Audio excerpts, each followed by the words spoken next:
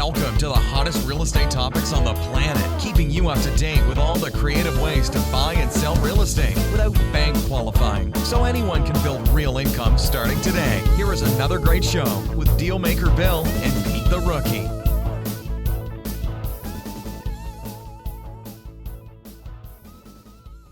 Uh-oh, Peter. Here we are at another episode of Flipping Houses for Rookies. Definitely. Good morning, sir. Definitely. Good morning. And hello, everybody. Definitely. We are on episode number 394. 394. Today's title of the episode is Extraordinary Lease Option Strategy for Rookies. Extraordinary. Or extraordinary, however you say it. Well, you say extraordinary. It really is extraordinary. Yeah, it's extraordinary lease option strategies for rookies. Here's the description. Mm-hmm. Forget everything you thought you knew about buying real estate. Ditch the hefty down payments, hard money, and expensive real estate training that takes way too long and causes gray hair and divorces. Step into the game tomorrow and start getting profit checks within 30 days. This one single podcast episode could explode your income overnight if you do it. If you refuse to sit on the sidelines another minute, join us now and see how easy you can do this part-time for a full-time income. Once this door cracks open for you, you will reveal a secret path that will put any renegade real estate entrepreneur in the fast lane regarding profit. Got tongue-tied there. All while unlocking doors that were slammed in other investors' faces. Learn to access and profit from properties you normally wouldn't qualify for. Frankly wouldn't find. And when I do this, it leaves my competition speechless every time. So let's get started so I can show you what I mean. So before I start, Peter, what did you just plug in or do whatever? Because it's got a little bit of a feedback like an air noise. I had the headphones, my earbuds, and they weren't all the way in. So I pushed it all the way in. So what happened? Maybe it's too... So you're all right because it was... I see what happened. You're all set. Okay. Yeah. All right, so here we go. A little bit of housekeeping first. Let me see here. So I put a different link in the description today. This week, a.k.a. 2 nights ago, I did a brand new webinar that I've not done before. And I put that replay in the chat or wherever you're reading the description because it's apropos to what I'm talking about today. In other words, it's related to what I'm talking today. So there is a full couple-hour training in there for you where I go over all these details. But today, I'm just going to kind of keep it high level. And if you want to know more and you want to dive in and know how to do this, that training is there. Okay? Also, if you have any questions, we record on Thursday mornings, 9:30 a.m. Eastern Standard Time. And when we do, we live stream to YouTube, to Facebook, and LinkedIn. So you can go there on Thursday mornings. And if you find us, just go to Flipping Houses for Rookies on any one of those platforms. And you will find us live. And if you have any questions pertaining to the podcast, you can pop them in whatever vehicle that platform gives you to type something, and it will come directly to me during the podcast. I usually only refer to questions about the topic on the podcast. If you have any other questions, you can do one or two things. You can go to WhatsApp Messenger and type in "Let's Talk Real Estate," and we have a group of 100 and something people there, and you can either get my help or plenty of other people that follow my system to help you there, or you can go to flippinghousesforrookies.com, top right-hand corner, hit support, and send us a support ticket, and we will get back to you on that if it's a personal thing. Okay, so Peter. Yes, sir. It occurred to me a few days ago, in some odd thought, because I wasn't thinking about the podcast, I was thinking about something else, that I don't think, well, you're gonna say no, this is not true. I don't think we talk about the lease option deal enough. And here's what I mean. Okay. We talk about the slot deal, which is a lease option transfer. Yeah. And we talk about selling on a lease option. Yeah. But we don't. I don't think we talk enough about the lease option strategy, which means that you would lease a property with an option to purchase or a promise to pay, and then sublease it. Mm-hmm. Right. Okay. Yeah. When we stay in the deal. That's where we stay in the deal. Yeah. So we talk more about slot deal, transferring it, kind of walking away, taking our money, see you later. But today you want to talk about how we stay in the deal. Right. So let's start there. Yeah. Let's start there. Yeah. So a slot deal is an acronym that you and I created, and it means a sandwich lease option transfer. Mm-hmm. Basically, it's wholesaling lease options. Yep. Right? So you would go to a seller and you would say, you want full asking price. You want $300,000 for a $300,000 house, regardless of how much they owe. That's what they want, and they won't give you any equity. Mm-hmm. What you do is you would do a slot deal with them. You would do a lease with an option with that seller, and then you would go find a buyer that would fulfill the lease and the option for a profit. Mm-hmm. So if we're going to buy the house or promise to pay $300,000, it's likely we'll go sell the house for $310,000. Yep.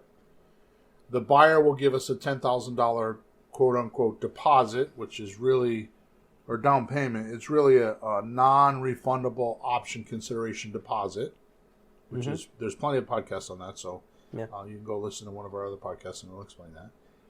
But in this particular case, you would make 10 grand for finding the seller, finding the buyer, and generating 2 documents. Mm-hmm. So basically, you're not even buying and selling the property, you're buying and selling the option. So you would give your seller a $100 option, non-refundable option consideration deposit of, say, $100. Mm-hmm. You would go find a buyer that would give you $10,000 because they want to live in the property and they're going to use it, and they would pay you $10,000. So if they're going to pay you $10,000, your offer to them is, I'll give it to you for $310,000. They put down the $10,000 as a non-refundable option consideration deposit, and they owe the seller now $300,000. You put all the paperwork together, you walk away. Mm-hmm. Okay, here's what we don't talk about enough. So when you're on the phone with the seller, oh, by the way, we have attached to this slot deal a thing that we call the Grand Slam offer. Right? So I did this the other day. I don't know if it was on the podcast. I think I did this on the webinar that I put in the link.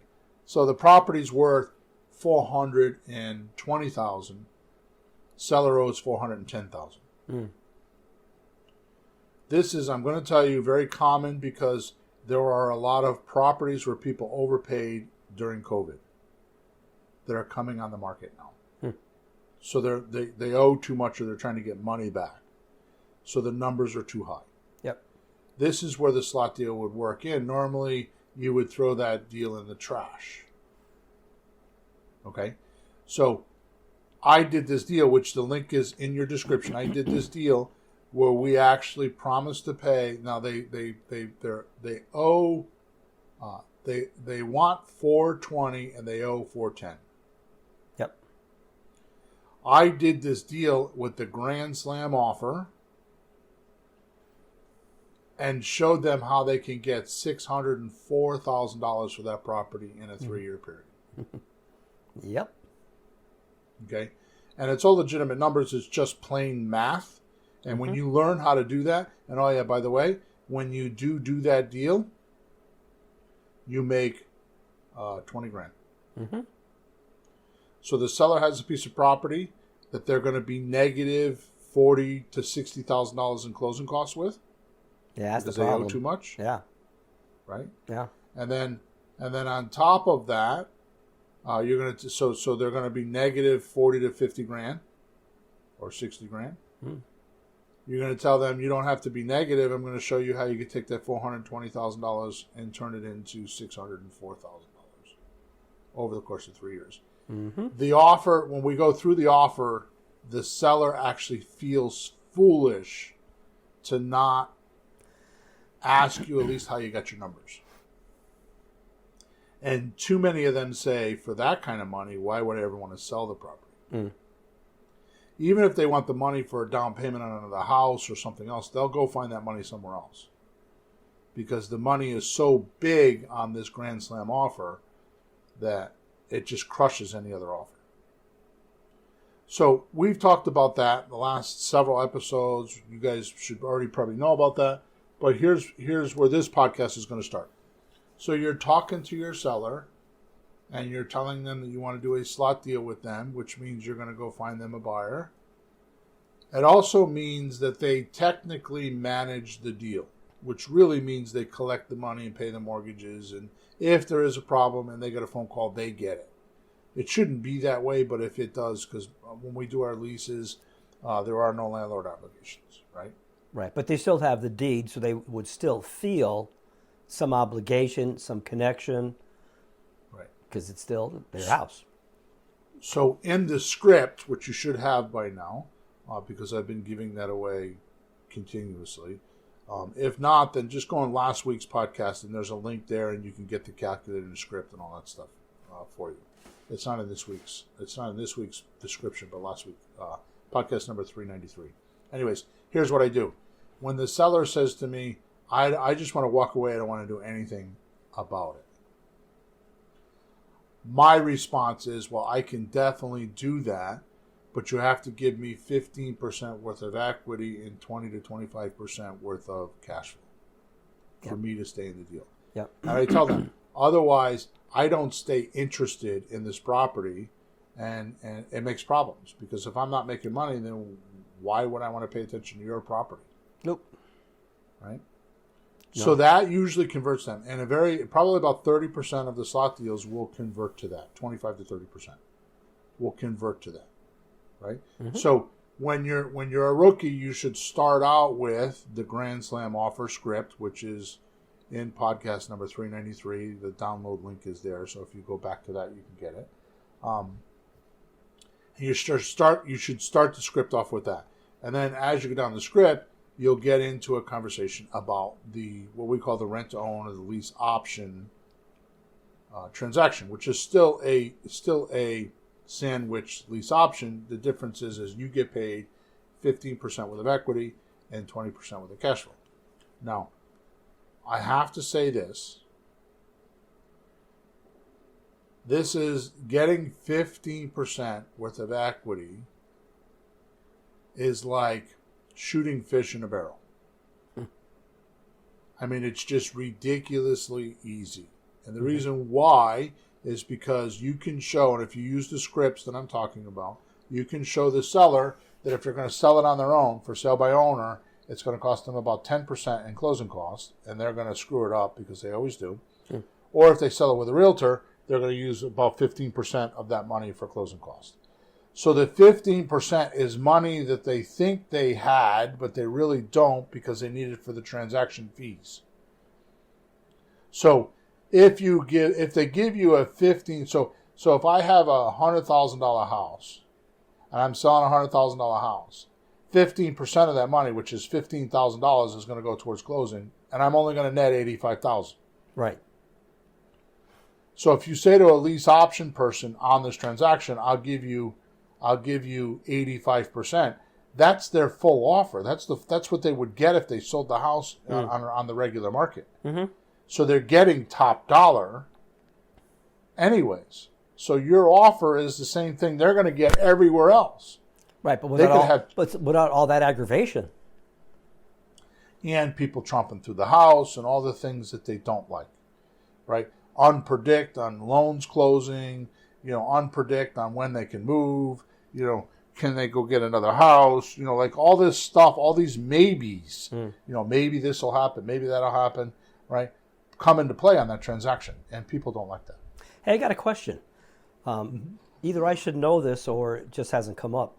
But say this house, the seller owed $95,000. It doesn't have 15% of equity to give us.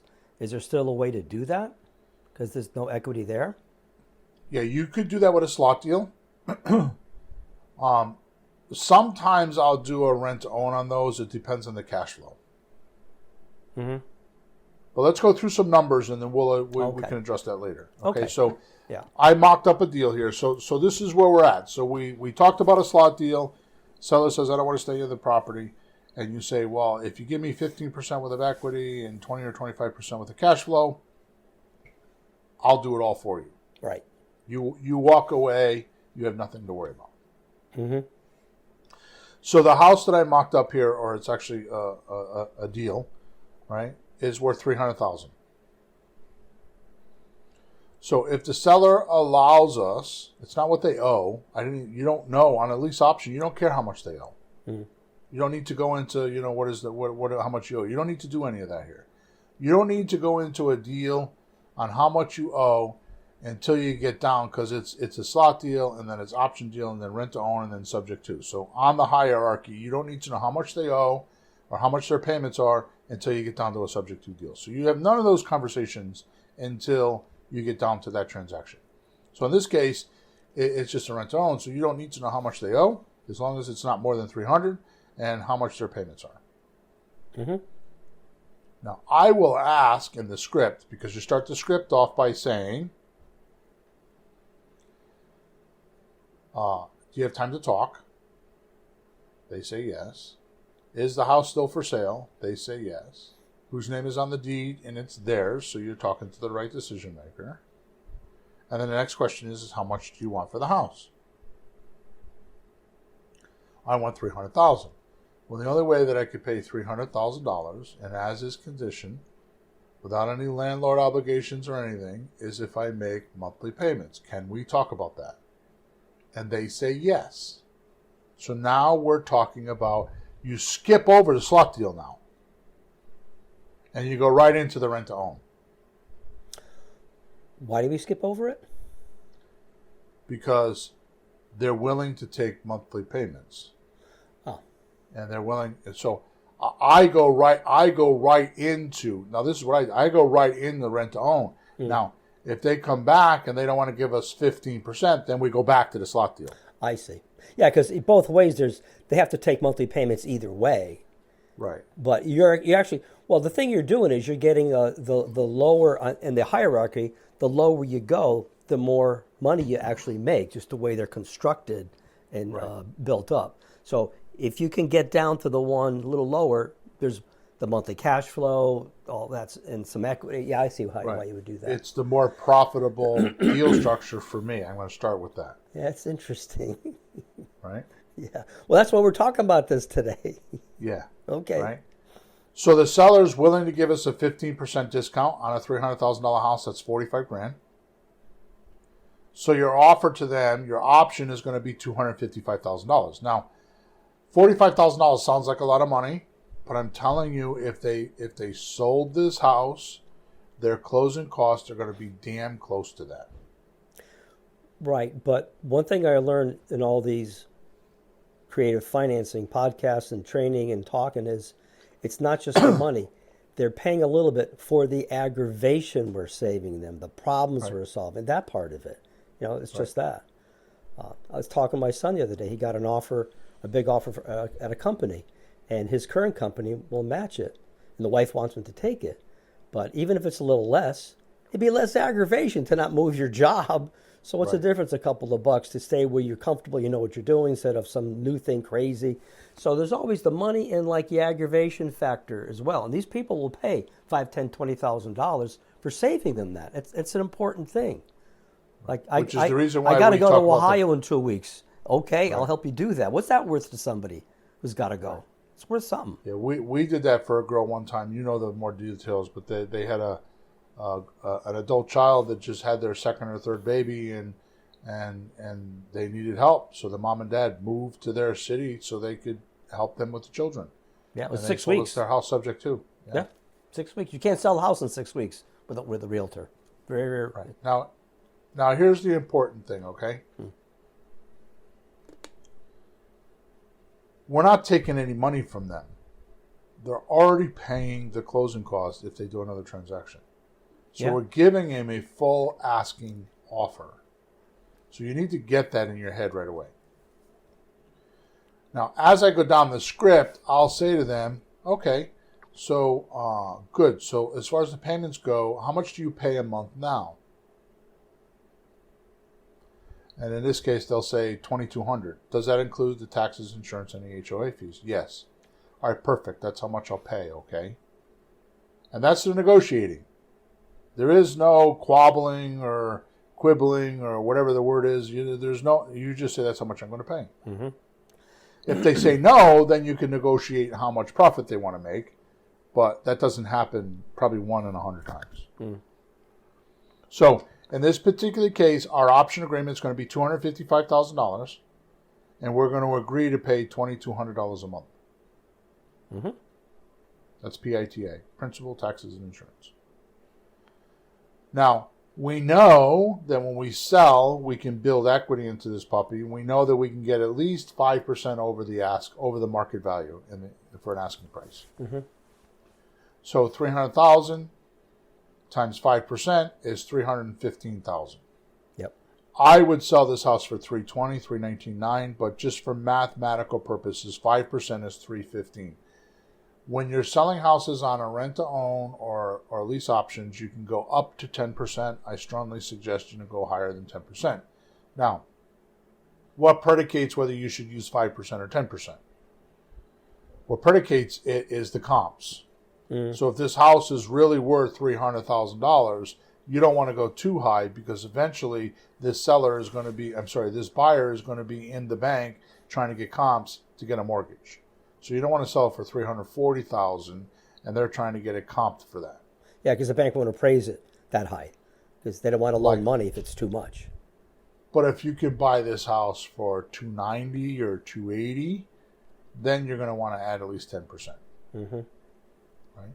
But the bottom line is that I would sell this house for $320,000. Mm-hmm. But mathematically, it's $315,000. So let's do that. Sure. Now, here's the thing. And this, we could spend actually the rest of the podcast talking about this. I won't because I've already touched. I have a lot of numbers to go over, and I've already touched upon this in many other podcasts.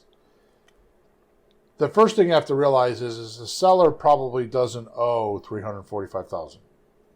$245,000? I'm sorry, $245,000 right. Or $250,000. We're offered $255,000. They don't owe the $255,000. They probably, because of the COVID thing and appreciation, they probably owe less than $200,000. Right, because we don't want it to be over to $255,000, right? Right. Okay. So the point is that their payment is less for two reasons. Number one, it's less money because appreciation took over, and so they've got a bunch of appreciation in there, which is profit. And the other thing is their interest rate is probably 3%, 4%, 5%. Mm-hmm.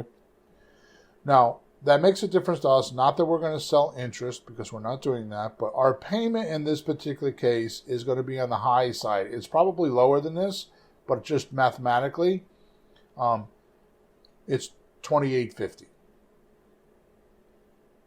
Okay, so that's a $255,000 mortgage at 5%. I think is what I did. For the buyer, that's what they're going to pay? I'm sorry, I said that wrong. I'm sorry. Their mortgage payment is $2,110. $2,110. $2,110. Mm-hmm. Okay? Mm-hmm. they're asking us $2,200, so we're going to pay $2,200. Mm-hmm. We rounded it up. Okay. If we do that same mortgage at $315 and 8% interest, which is the current rate today, that's when the payment goes up to $2,150. I had it backwards. Okay. So the payment to the buyer is what? $2,850. Okay. So the seller is only paying 21 because the lower interest rate and all that stuff, but the buyer is going to be paying more for the house at a higher interest rate, so his payment is going to have to be that. So he's going to have to start paying that now to get used to it, because that's what life is going to be for him shortly. And that's the reality of it. So you don't want to use Rentometer. I go through this in so many support calls. Like the rent is $1,800, and the mortgage is going to be $2,800. Yeah. Well, they're not renting. When you sell this thing, you are selling it. The people are buying this property,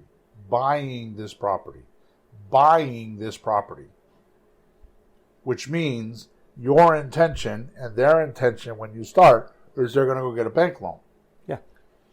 So why would you want to have an $1,800 a month mortgage payment or a rent payment, and then they go get a mortgage and the mortgage goes up $1,000 a month? It's going to penalize them, and they're not going to want to go get a mortgage. I'd be stalling. Right. Yeah. Right. So what we want to do is we want to make sure that the payment is at least what their mortgage payment is going to be, or higher. Yeah. I add $200 or $300 to the payment, and I'm going to show you what I'm going to do on this deal in a minute. Mm-hmm. Okay. But the bottom line is $2,850, and it was like $2,836 or something. I rounded up, so $2,850 a month is our income on this property. Okay. Yep. That means there's a $650 monthly cash flow. Mm-hmm. Just for the math. Yep. We haven't even done anything yet. This is just simple math. A mortgage at $255,000 at 5%, and we sell a mortgage for $315,000 at 8%. Mm-hmm. And when I do my payments, I do not take the deposit money or the down payment money off of it, because I don't do that until I sell the house. So I keep it in there. So if I sold for $315,000, I use $315,000. I don't take the money that they're going to give me down off of it. Yeah, well, you're just putting in a little cushion to, I don't know, make it a little more realistic. A safety factor. Yeah. The reason why I do that is because I want their payment to be less money when they buy and get a mortgage than they have with me. Right. So I want a higher number. So I use the most amount of money, which is $315,000. I add a couple $100 if I feel like it, and then I'm going to show you how I do down payment assistance. I'm going to talk about that in a minute.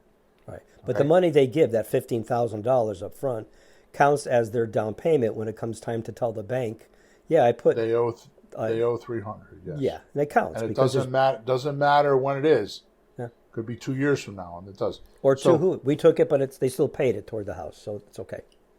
Right. So what happens is the $15,000 they're going to put down, okay, anyways, money now. Money now is the money that the people are going to put down, the buyer's going to put down. Mm-hmm. In this case, it's $15,750 is 5%. So 5% of $315,000, which is what they're paying, is $15,750. To your point, that money goes towards the purchase. Mm-hmm. So when they have the option agreement, that money is considered non-refundable option consideration deposit. So basically, they're buying the right to purchase this property, but they're not obligated. They can walk away. Right. But if they walk away, they lose their $15,750. This is all 100% legal too, by the way. And you don't need a license to do this. You could do this without a license, because when you sign an option agreement, you're part owner of the deal. Yep. Minority owner, but you're a part owner. Mm-hmm. Now, here's my point: is the option says that if you want to purchase this property, you need to give us a 30-day notice in writing. In other words, a letter saying that you're going to execute the option. Mm-hmm.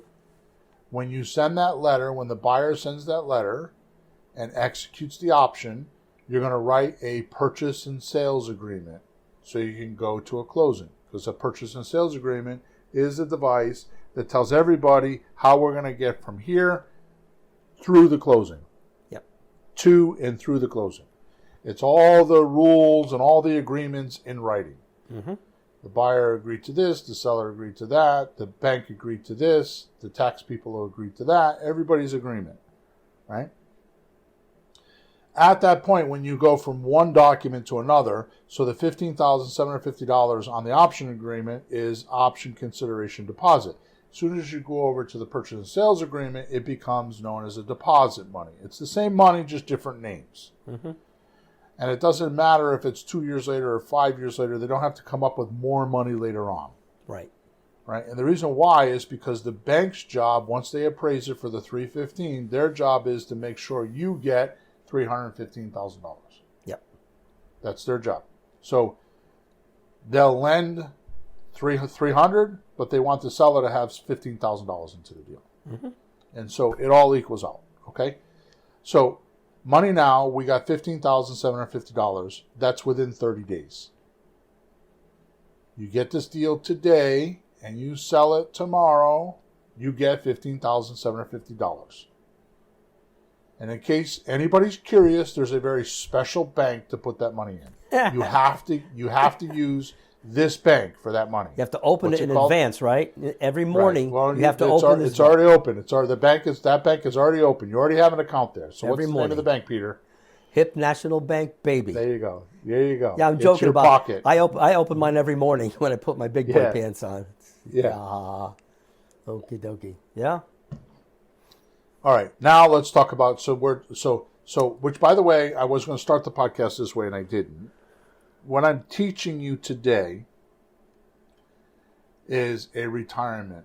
This is early retirement. The only way you will ever retire, and I don't care who you are, I don't care what industry you're in, I don't care what country you're in, I don't care where you come from, I don't care if you're black, white, I don't care if you're tall or short, I don't care if you're thin or fat, I don't care if you're man or woman, it doesn't matter. There is only one way to retire. Money now, money monthly, money later. You need influxes of cash, you need money monthly, and you need money later. That's the only way you're going to retire. And this is a perfect deal to do that. So right now, we already have $15,750 in your pocket. Now we're going to talk about cash flow. Mm-hmm. So cash flow is the difference between what we're paying the seller and what we're collecting from the buyer. Right? No landlord obligations. We're not being a landlord. The lease says, by the way, if your toilet clogs, don't call us. And just to prove that to you, if you have a mortgage now and your toilet clogs and you call the bank, what do they tell you? Wrong number. Wrong phone number. Wrong number. Yeah. Right? Okay, good. So we have $650 a month positive cash flow. Are we good with that? Sure. Okay. Except I don't talk about this much because I feel like it's a bit complicated and I get too many questions, but this morning I'm going to talk about it.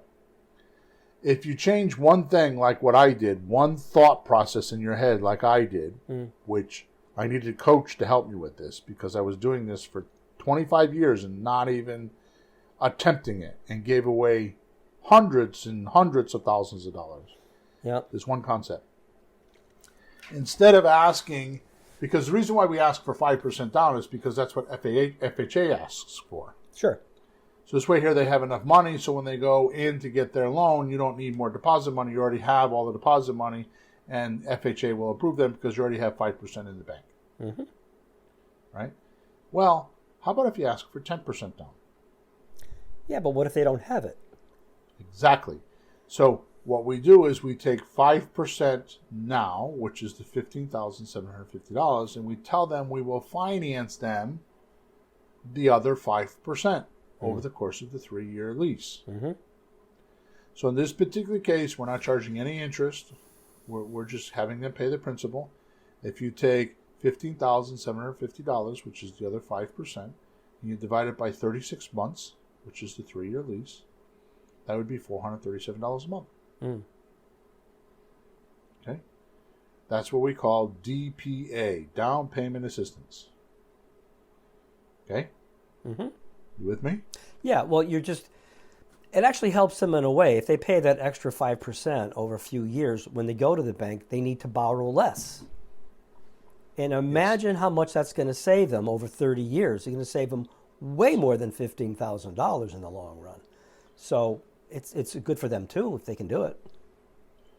We don't talk about this enough either, and I'm going to talk about this more because it's easier to say this on my webinars than to talk about how to do bank loans. What? You should use the 1% rule for a lease. That's Which is, been around for 100 years. So, yeah. if the selling price of the property is $315,000, that means your mortgage payment should be $3,150. Ah. The payment should be $3,150. Hmm. Right? That's a 1% rule. That's what most people are using right now since COVID. I've heard about that. That's we don't talk about that. I've heard about it. So it's pretty valid, right? Oh yeah. It's cool. All right. Well, if we were to take the monthly payment of $2,850 and add the $437 to it, we're going to be at $3,287. We're at the 1% rule. Yeah. So it's not like we're asking too much money for this property. Mm-hmm. Somebody that's going to buy a $300,000 property can afford to pay $3,200 a month because their mortgage is going to be somewhere around that. Yeah. Right? Good. So they're paying $3,287 a month, which is, we'll say, the 1% rule, a little bit stronger, but a little bit more. Now here's what happens. The cash flow goes from $650 a month to $1,087.50. Okay, because we have $650 for the difference between what we pay the seller and what we collect from the buyer. And then we have down payment assistance of $437. So our cash flow, because that $437 is considered what? Well, it's going to be down payment for them, right? Which is considered what? Which is considered what on the option? Non-refundable. Oh, yeah. Yeah, it's non-refundable. Non-refundable option consideration deposit. So it's an extension of that in a way. Yeah, so every time they give you $437, you don't have to give it back until the closing. If they don't go to the closing, they lose it. Right.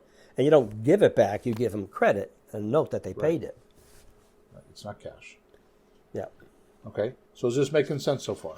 Yeah, and that also counts to the bank because you show them that they paid such and such. You keep the records and you give them a note that says they also paid this, so they have a bigger down payment and a less of a mortgage.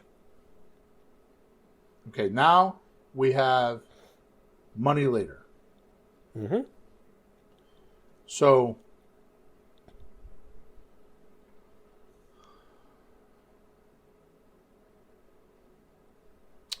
let me see where to start here. So if they give you 10% down, they owe you $283 at the end of 36 months.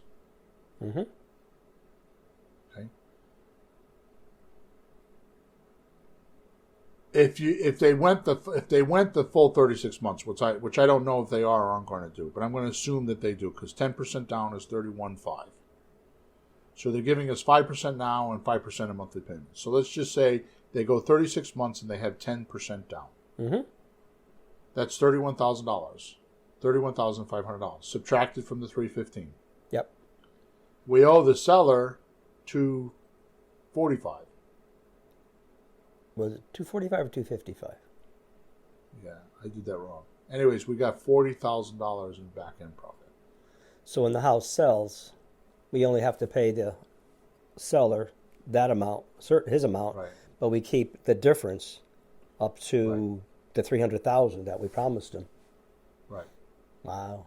So we had $40,000 in back end money, or $40,000 in later money. Mm-hmm. So now if we add all this up, we have money now at $15,750.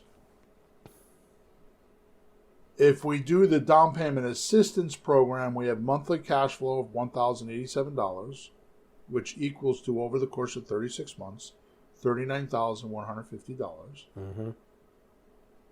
Right? If we don't do down payment assistance, it's $650 a month times 36 months is $24,400. Mm-hmm. So realize when you, in this particular deal, and every deal, you have a profit. So if you bought a house for $250 and sold it for $300, you had $50,000. Mm-hmm. What you're doing with the money now and the money monthly is bringing that money forward. So you don't have to wait till the end of the term to get to 50 grand. So if they give you 10 grand down now, it subtracts from the 50 grand. Now they only owe you 40 grand. Mm-hmm. Yep. If you get down payment assistance and they pay 10,000, you're subtracting that from the $50,000. They only owe you 30 grand. Yeah, but to me, So you're just bringing the money forward. Yeah, but to me, that's a beautiful thing because who knows what's going to happen tomorrow, you know? The Martians could actually find land and it's all over, or, you know, and California can fall in the sea. So having some money now is awesome because you did some work, you want to have some. But what a beautiful thing to fall asleep at night knowing you have $30,000, $40,000 coming down the road. Right. That's money in the bank. It's a piggy bank, big fat piggy bank on each house. So if you do down payment assistance, you're going to get $39,000 at the end of the 3 years. If you don't do down payment assistance, you're going to get $24,400. Mm-hmm. So that means the money later, if you're doing down payment assistance, you got 40 grand coming. Mm-hmm. If you're not doing down payment assistance, you got 54,000 coming. But here, these are a lot of numbers. Yeah. The point is this: at the end of the day, at the end of 36 months, you've made $94,900. I was going to do this earlier. 94,900 divided by 300. That means you made a 32% profit on this house. If you take $94,900 and divide it into 300,000, Yeah. you made a 32% profit for a $100 investment, which is the option consideration deposit money. Yeah, but we didn't get a chance to spend all that aggravation renovating it. Yeah. All right, so you would think that I would end the podcast here, right? No, because it's only... we're not done. No. What else, Bill? We're not done, right? Because this is what we never talk about. We never talk about the deep dive. Yeah. Which is the purpose of today's podcast, which was extraordinary. This is the extraordinary part. Lease option strategy for rookies. Here's the extraordinary part.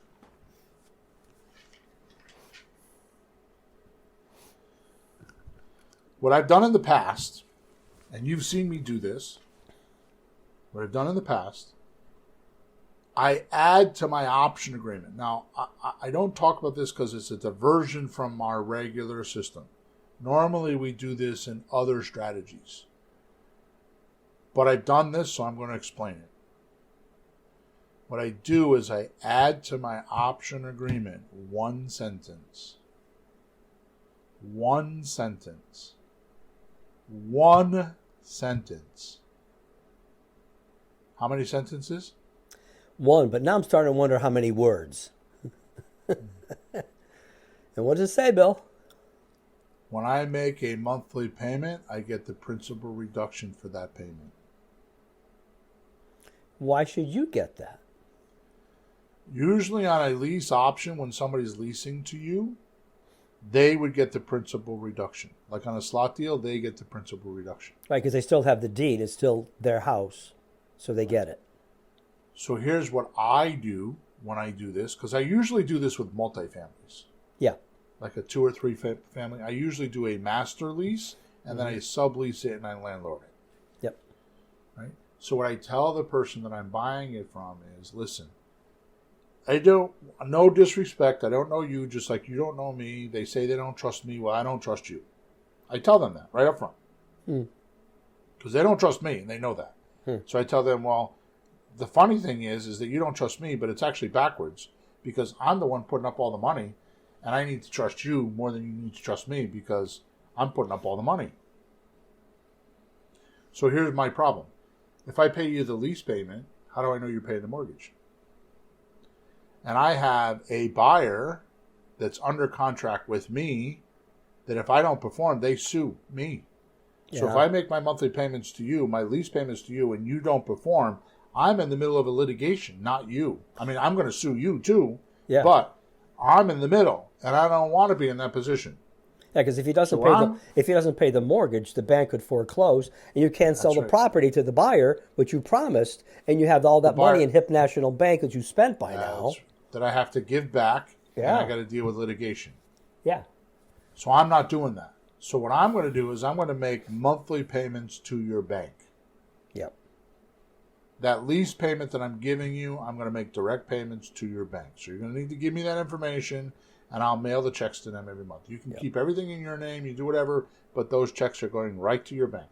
And the bank doesn't care who's paying it. They just happen to get the money. Your name, his name, a trust, whatever it is. If there's a difference, like in this particular case, their payment is $2,110 and I'm giving them $2,200, I'll send you the $90 a month. Yeah. Right? Yeah. So it's easy for me to say, but when I make that payment to the bank, every payment that I make to the bank, I'm getting the principal reduction. Because I'm making the payment, not you. And they always say, yeah, you're right. Yeah, they never know any different. That last sentence, because I'm making the payment, and I've heard you say that before. We talked about it. When you put it that way, like, I'm making the payment. So yeah, that's right. Principal reduction. Yeah, I mean, somebody could say, no, it's still my house. I'm getting the principal reduction, and that you couldn't argue the point. But there is a lot of risk on our end to do this and to handle it and to deal with the tenants, especially if it's a multifamily, that are not really buying it. We're just holding on to it. So that's part of what we get as our return for doing the work and handling situations or problems or fires or, the whole story. So basically, a person, which is the reason why we do this, a person that has a 2, 3, 4 family house or more has landlord obligations. Yeah. They are going to want to go hire a property manager. That's right. I am going to tell you, and I'm going to get poked for this, but I am going to tell you right now, if you think contractors are a nightmare, try property managers. Property managers are not that good. And the ones that are good have figured out how every single thing they do is an extra fee. It's not all inclusive, like you pay 10% and everything's covered. So what else do they come up with? Oh my God, fee after fee after fee. I went through this with a guy in Meriden, and I went 3 months before I got money. And then you fired him. 3 months before I got money. And then I got money for a couple months, and then I ended up firing him. Yeah. Hey, I ended up buying a multifamily house for my daughter because she didn't tell me what's going on. She kind of hid it from me. They went from April to September doing an eviction that should have taken about 6 weeks. It cost my daughter, I think, something like $12,000 between their fees for doing the eviction and the lost income. It was like $12,000. She got behind and she was going to lose the house, and I took it back. I spent $20,000 fixing it because the tenant that lived on the second floor was gross, and they completely were not being managed correctly from the management company. The management company says, well, it's your property, you should take care of it. And she's like, well, I'm paying you, you should take care of it. It's just gross. Yeah. It's just gross, okay?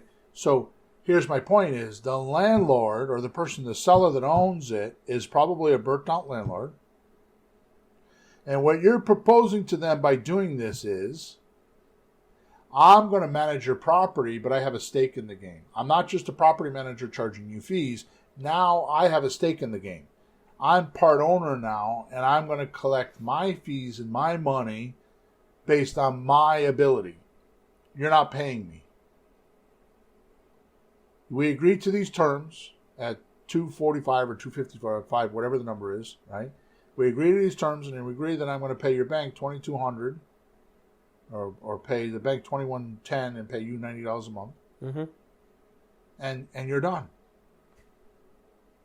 he makes his money because the appreciation is up, and he's collected probably $100,000 in appreciation when I cash out in 3 years. Yeah, because that $250 average, whatever the price is not what he owes. Right. That's what we're giving him, and he's paid the house. If the longer he's owned it, the less he owes, and he gets to walk away with. He's got his profit without the aggravation. He didn't expect this house to be worth this much money. So to him, it's monopoly money. Yeah. In today's environment, it's not like that all the time. Yeah. Okay. All right. So I make the payments. I get the principal reduction. On this house, it's $4,528 per year. That's $13,584 over the course of 3 years. $13,584. Now wait a minute, Peter. Wait a minute. Now what? I wrote one sentence in my contract. One sentence. And I made how much money? 13,000 something or other. $13,584. Yeah, so when the house sells, not only do you get the equity that was part of it, you get that on. Well, it's more equity because you paid it down, and it's your profit because you claimed the principal reduction. And I have had people complain because I'm flipping houses for rookies. They think I sell my paperwork package for like $2,000, and they're like, "Why $2,000? That's a lot of money." One sentence made $13,000.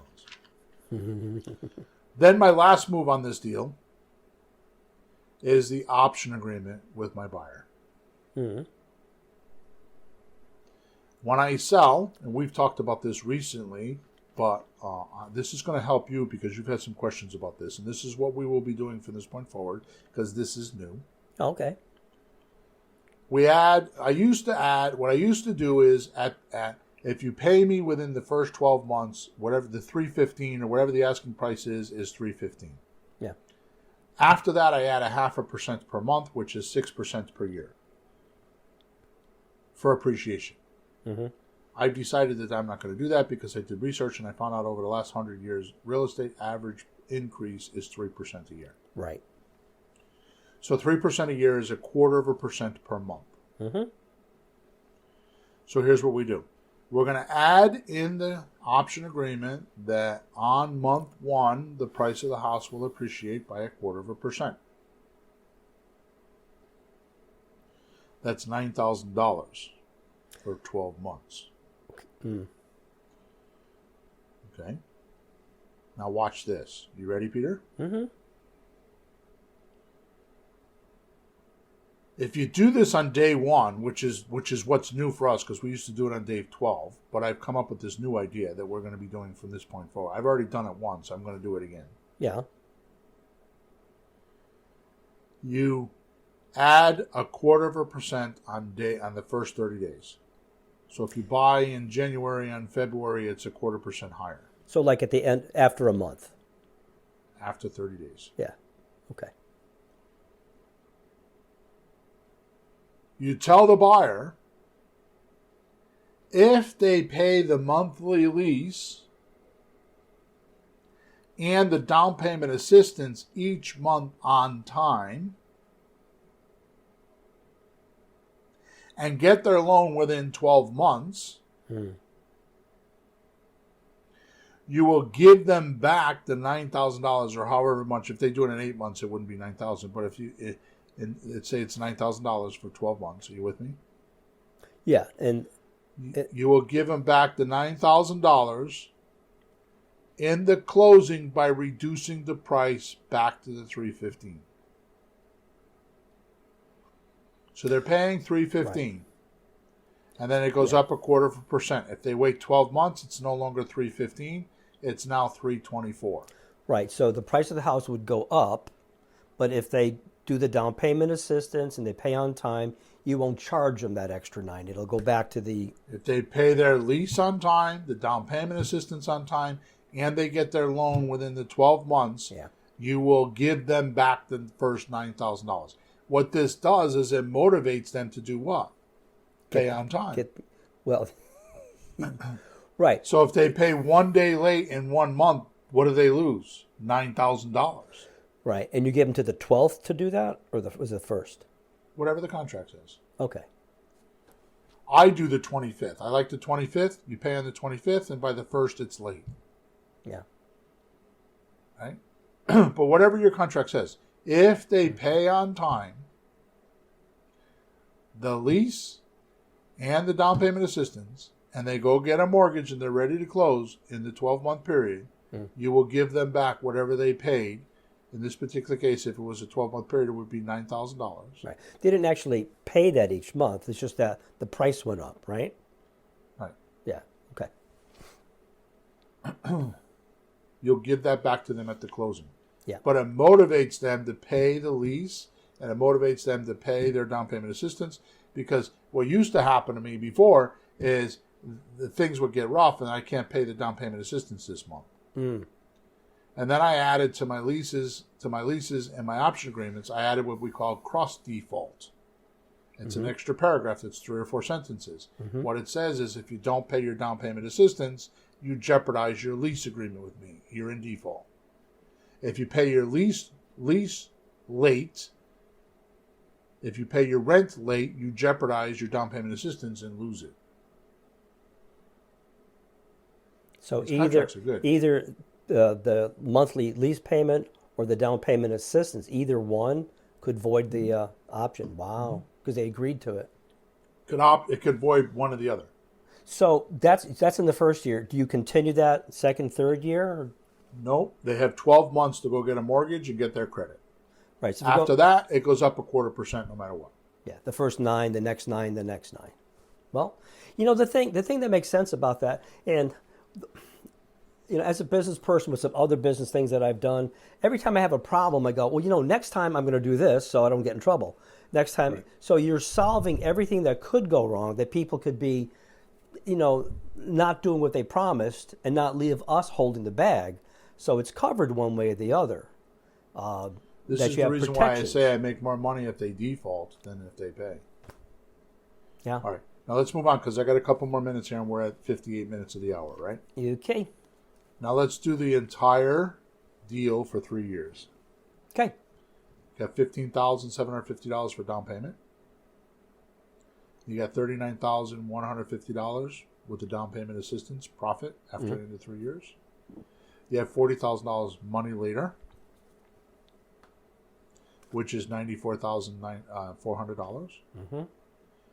Your back end money, what I call the back end money, which are these other things we're talking about. Your principal reduction is $13,584, and your appreciation is $27,000. That means the entire deal, you made $137,484.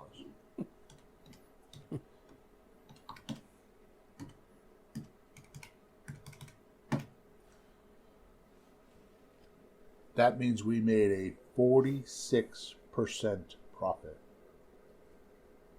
on a house that we paid full asking price.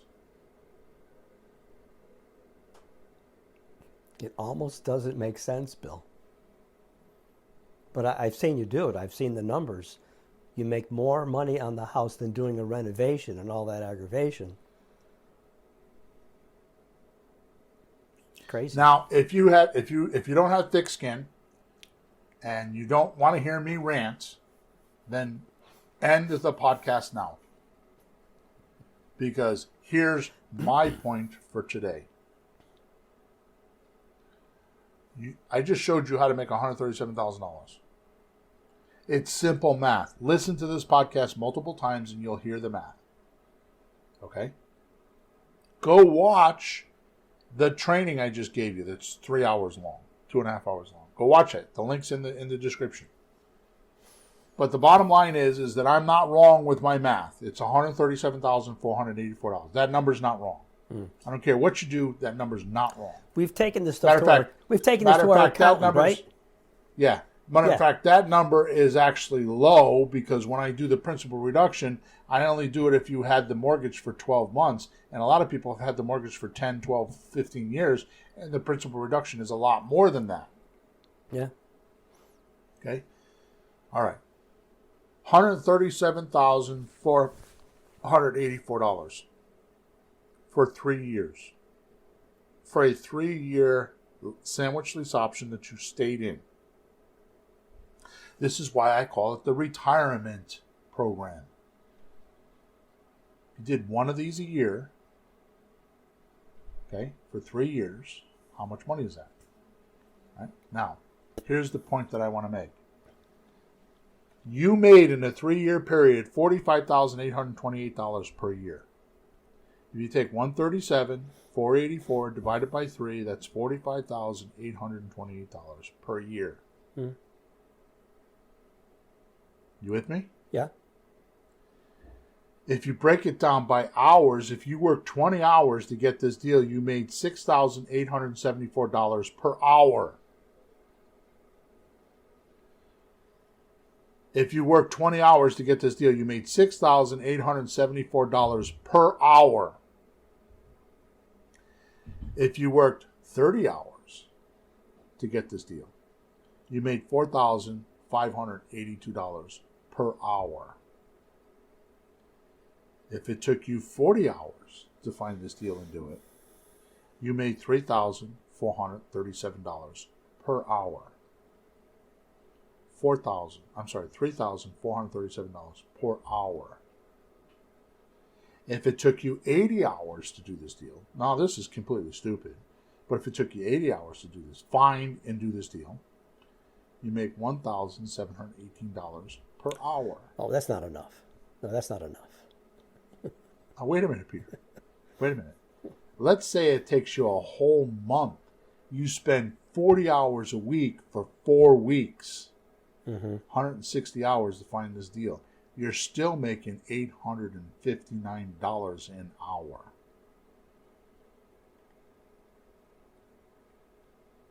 Where are you going to go and make $6,874 an hour to do a deal?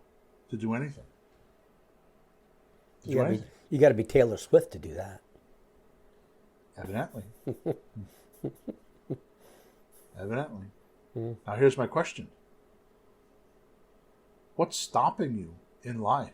Why aren't you doing this? I'm asking you this. I'm asking me this. I'm asking anybody that's listening to me. What is stopping you from making $6,874 an hour? Or on the low side, $859 an hour. Are you making that amount of money now with your income?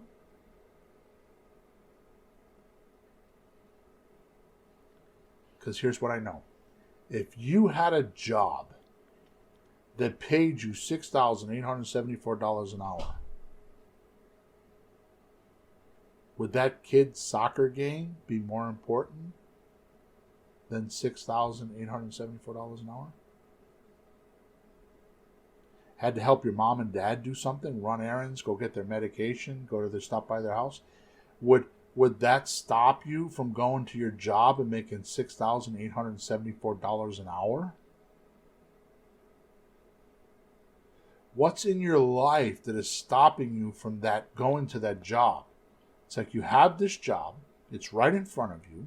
It's easy peasy. If you've rented from somebody before and lived in a house and had a landlord, you know how to do this. I just showed you the numbers. You're renting from a landlord and you're giving them a lease with an option agreement and you're subleasing it. By the way, I should have done this at the beginning of the podcast. Where do you find this deal? I'm going to tell you right now, go on Facebook Marketplace and look for landlords that are advertising for rent. Go on Zillow and type in there for rent. You will find these deals left, right, and center. You call them and you start out by doing the Grand Slam offer script, which we've given to you, not today, but in the last 3 podcasts. We've given it to you. We've given you a calculator. We've given you everything you need. You don't need years worth of training. You don't need to go through the gray hair and the divorces to learn this. You already know 90% of this. And I just showed you how to do the other 10%. To make $6,874 an hour. And if you really suck, which you do, we all do when we do our first deal, the least you're going to make is $859 a month. I'm sorry, $859 an hour if you worked an entire month.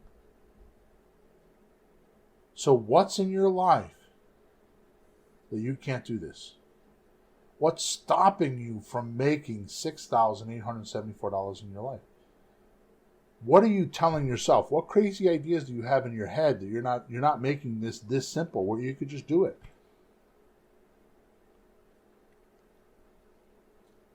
I mean, you could literally go on Facebook this afternoon, put in your area, your zip code, where you live, and there are people in there that say for rent.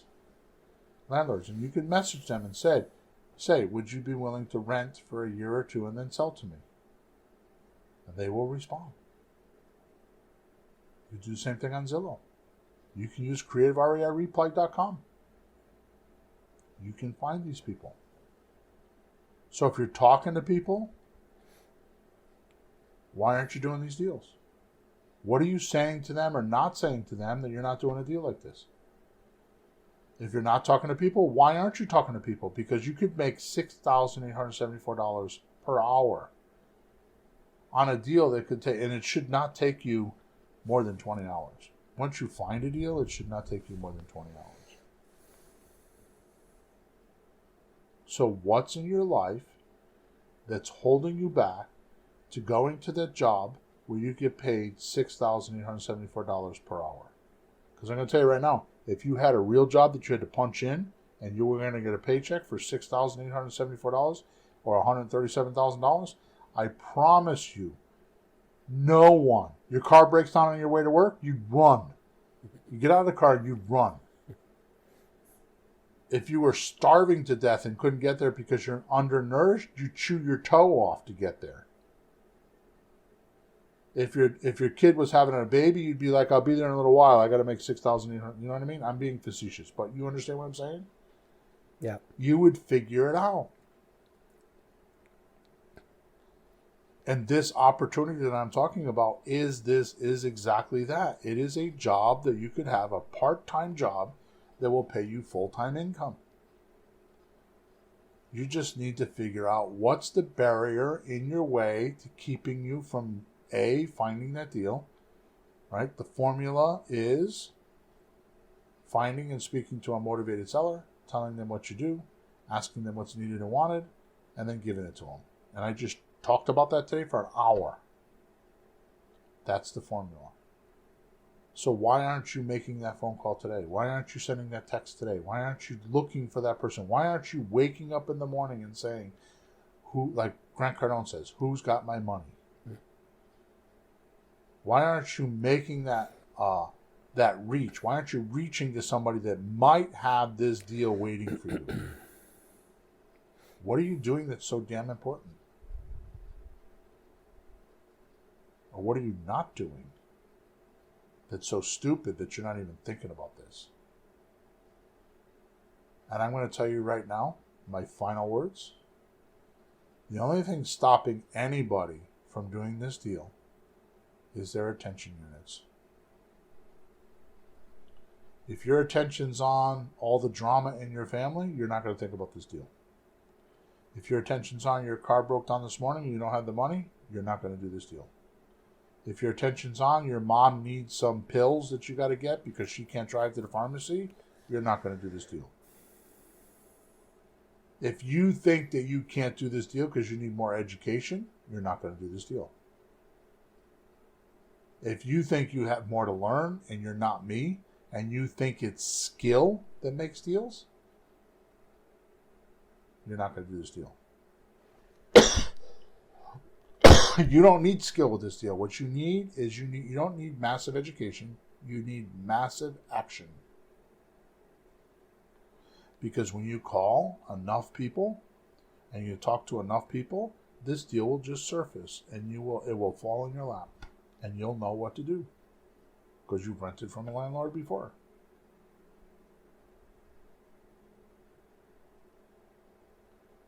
It's incredible to me that these numbers are the way they are. It's incredible to me what people tell me happens in their lives. Family functions, birthday parties, things they find are important that supersede or get in the way or jump in the middle of them making $6,874 because they allow it.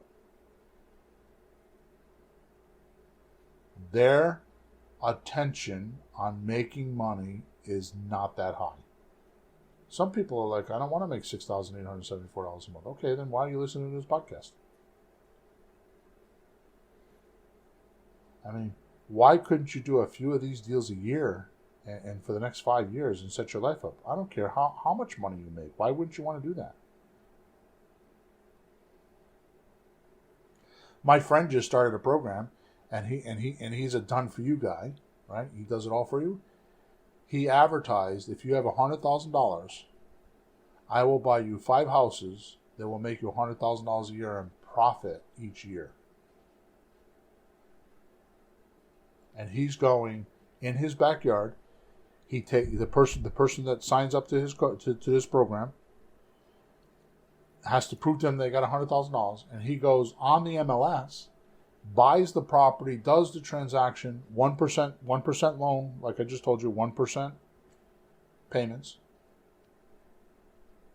He's charging $5,000 to do it.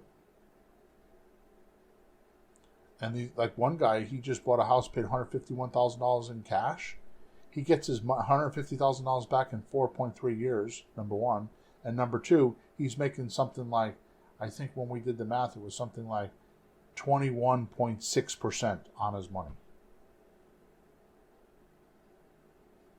He's buying property for other people and just setting up portfolios. He's a portfolio king. So if you got $100,000, he'll give you a 5-house portfolio that will pay you $100,000 a year at the end of 5 years. So if he can do that, how come you can't? He's buying them off the MLS. He's not even doing any of these tricks. With that said, I'm off my soapbox. Flourish and prosper. Go find one of these deals. Listen to this podcast more than once. Go back the last 7 podcasts because we've been doing nothing but deal structuring and trying to help you to do a deal. Go check it out. Make sure you subscribe to us. Make sure you like us. Make sure you have any questions. You go to WhatsApp Messenger to Let's Talk Real Estate and join that group, or send us a support ticket at flippinghousesforrookies.com. Thank you for your support. Thank you for listening. And go flourish and prosper. You deserve it. Over and out. Thanks for tuning in to the hottest real estate topics on the planet with Bill and Pete. If you want to continue learning how to buy and sell real estate without money or credit, head over to flippinghouses.club for some cutting-edge real estate wealth tools. Or contact us at info@flippinghouses.club.